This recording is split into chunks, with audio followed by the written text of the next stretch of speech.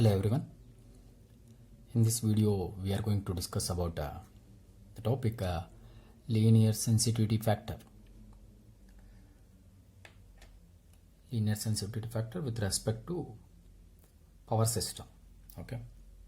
If we want to define linear sensitivity factor, we can define it as one of the methods in sensitivity analysis. Okay. Linear sensitivity factor is one among the methods in sensitivity analysis, which is used in determining the effect of power system components variation on the remaining part of the system. Whenever a power system component is affected by something which is going to affect the remaining components of the system, how it is going to affect the remaining components of the system. That is what a linear sensitivity factor with respect to power system that we are going to discuss. Okay. Now, to analyze the linear sensitivity factor, let us assume a power system, a system where we may need to simulate around if we are having a power system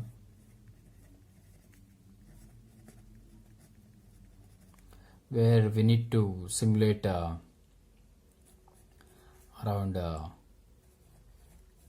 300 to 500 line outages,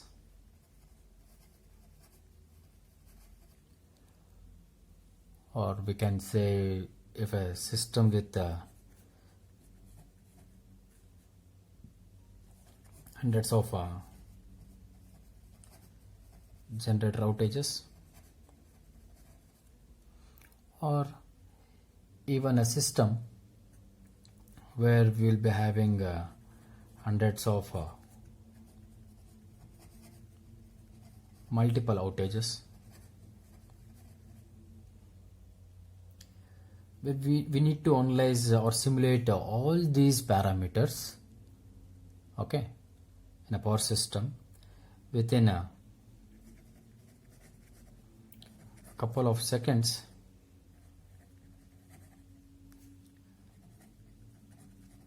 With respect to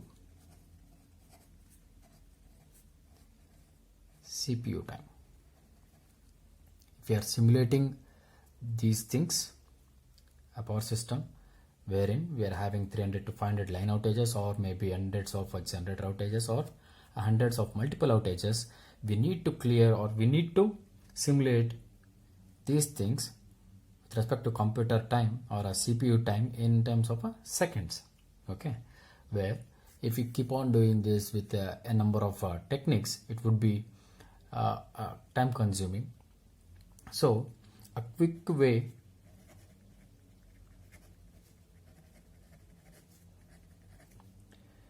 to calculate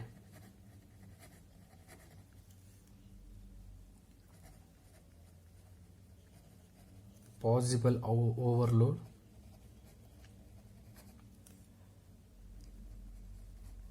is to use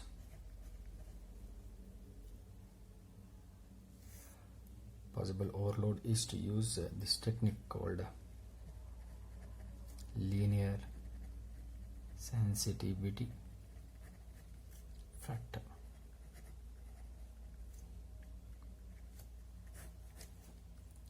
Okay, this gives the approximate change in the line flow for a specific change in generations for a specific network under consideration. If we are having a number of lines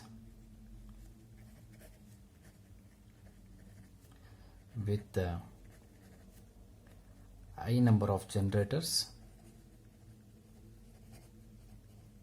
then the line flow, the change in line flow with respect to nth line for ith generator change. Okay, for a change in generation of ith generation, what would be the nth line flow change? That's what we are going to analyze using a linear sensitivity factor. Okay, this is what we are going to discuss. For this to understand, now we are going to discuss in detail about the linear sensitivity factor with respect to the power system where DC load flow or AC load flow is considered. Okay, let us move on further to analyze to understand it even more clearly. Let us take the first topic, DC load flow.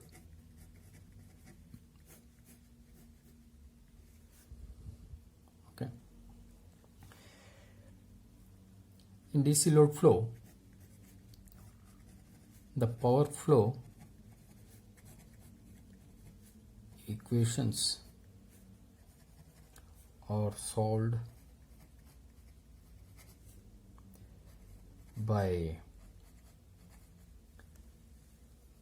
NR method.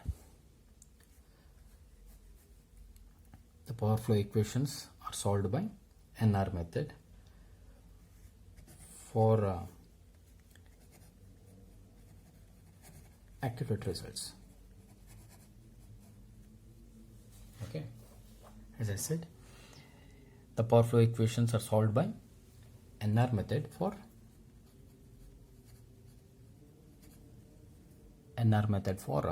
accurate results.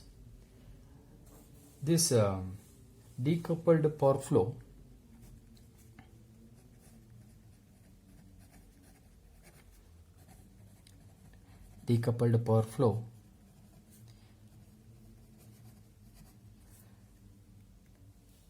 neglect the interaction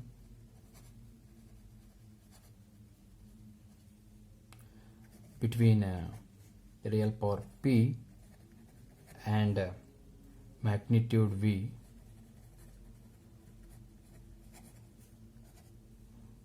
also between reactive power Q and the voltage angle delta. Okay, neglecting these two, the angle difference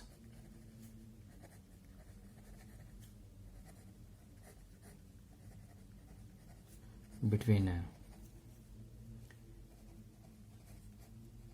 any two buses is assumed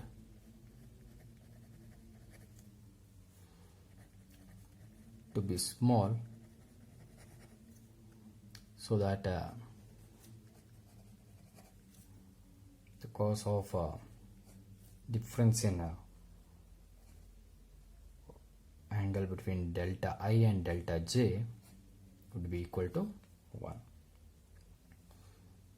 Okay, we have assumed such that the angle difference between any two buses is very small, so that the cos of delta I minus delta J is equal to 1 or approximately equal to 1. Okay, with these assumptions, with these listed assumptions, and neglecting the resistance, eliminating the shunt capacitance, and all the shunt connections to ground, we get the following set of equations for DC load flow as delta P divided by magnitude delta V. Delta P is nothing but a change in real power, small change in real power, divided by magnitude of a small change in voltage is equal to B dash into del delta. We have marked B dash and del delta in bracket, which means these are all matrices. Okay, marking it as equation number 1. Again, this is for real power, and for reactive power, small change in, this is also in bracket, it's also in matrix for delta Q divided by magnitude delta V will be equal to B double dash into delta magnitude V, marking it as equation number 2. Okay, can observe equation number 1 and 2 clearly, that we have discussed here. Decoupled power flow neglecting the interaction between delta P and magnitude V and delta Q and the angle delta, where delta is the bus voltage angle. Here delta is the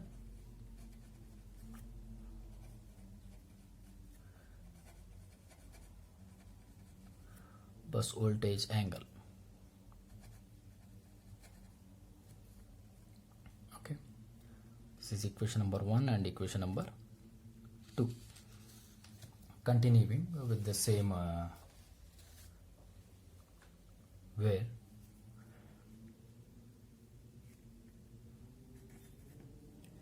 the value of BIK dash would be equal to minus 1 divided by XIK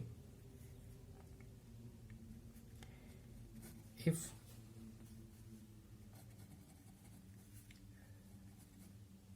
there is a branch between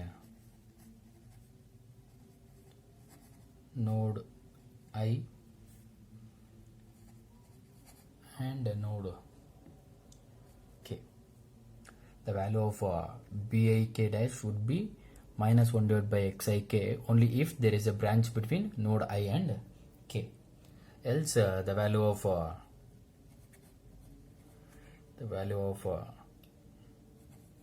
BIK dash would be equal to 0. Okay, and the value of BII dash would be equal to summation of K is equal to 1 to capital N 1 divided by XIK, marking this as equation number 3 and this one as equation number 4. Okay, continuing with the same, the value of BIK double dash would be equal to minus BIK, which is equal to minus XIK divided by RIK square plus XIK square, marking it as equation number 5. And BII double dash would be equal to summation of K is equal to 1 to capital N minus BIK, marking it as equation number 6. In these equations, the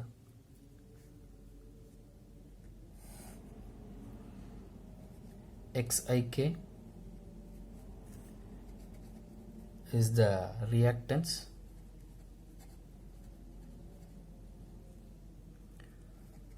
of the line IK, and BIK is the imaginary part of the bus admittance matrix. Okay, XIK is the reactance of the line IK and BIK is the imaginary part of the bus admittance matrix.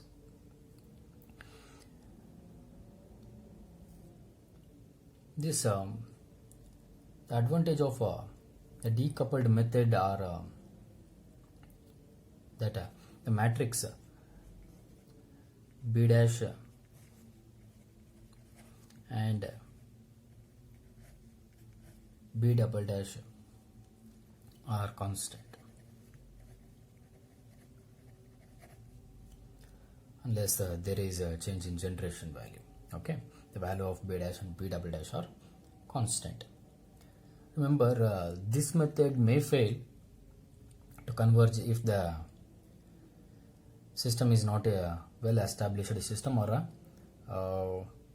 a constant system, or if we say if there is no fault in the system. If there is a fault or a void in the system, then this method may fail to converge. Okay, if you want to further simplify these equations or to understand even more easier, if you further simplify it, a simplification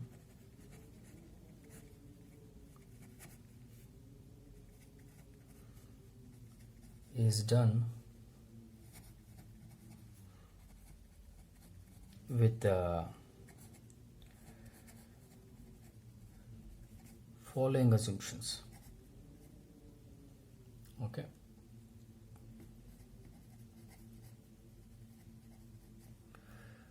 the simplification is done with following assumptions. The first assumption is dropping of equation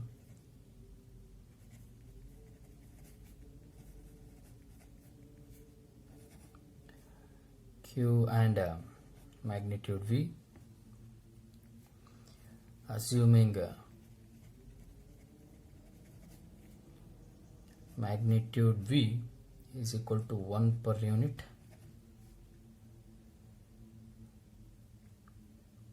then we get from equation 1 we get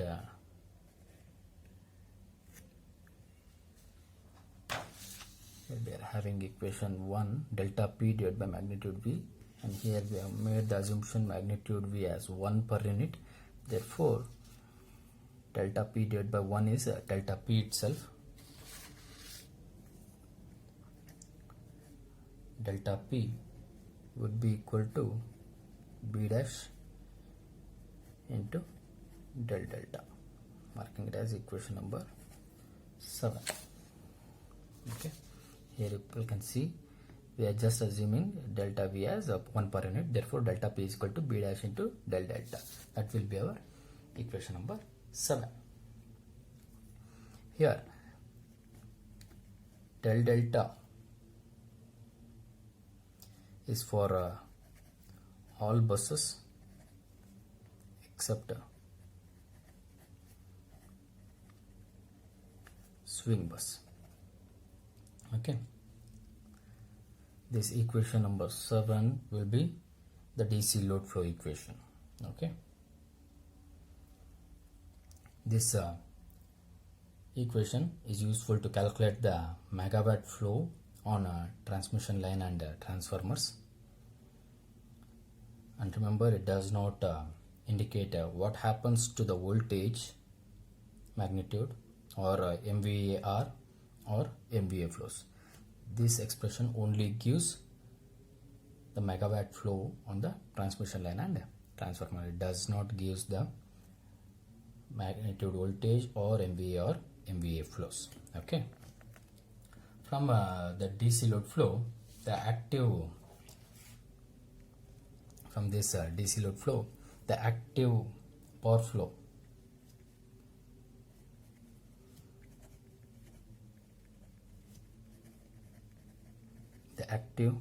power flow in each line is given by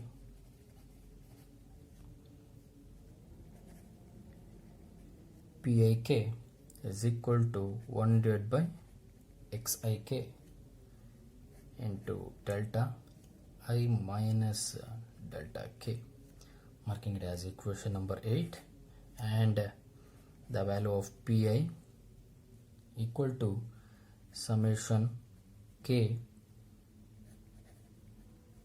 Pk, marking it as equation number 9. Okay, where this K indicates all the bus